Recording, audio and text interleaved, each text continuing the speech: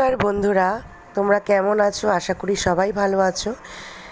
রথযাত্রা উপলক্ষে আমি বাড়িতেই বানিয়ে ফেললাম লাড্ডু, ছোলার ডালের লাড্ডু। কেমন হয়েছে দেখে বলো। আর রেসিপিটা তোমাদের সঙ্গে শেয়ার করতে চলে এলাম। কীভাবে বানিয়েছি পুরো প্রসেসটা তোমাদের সঙ্গে আমি দেখানোর চেষ্টা করেছি যতটা সম্ভব। তারপর বলো তোমরা কারা কারা রথযাত্রায় ঘুরতে গেছো।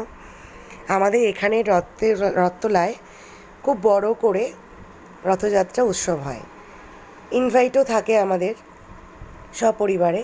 তো গিয়েছিলাম, তো ওখানে আর ভিডিও করা হয়নি যে কি খাওয়া দাওয়া হয়েছে।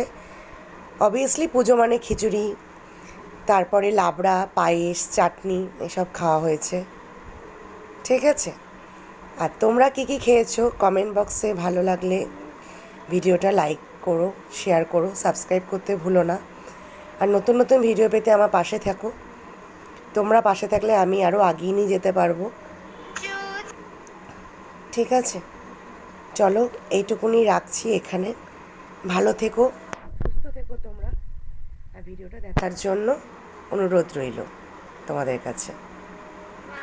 আর পাঁপড় ভাজা কিন্তু মাস্ট, পাঁপড় ভাজা কিন্তু খেয়েছি।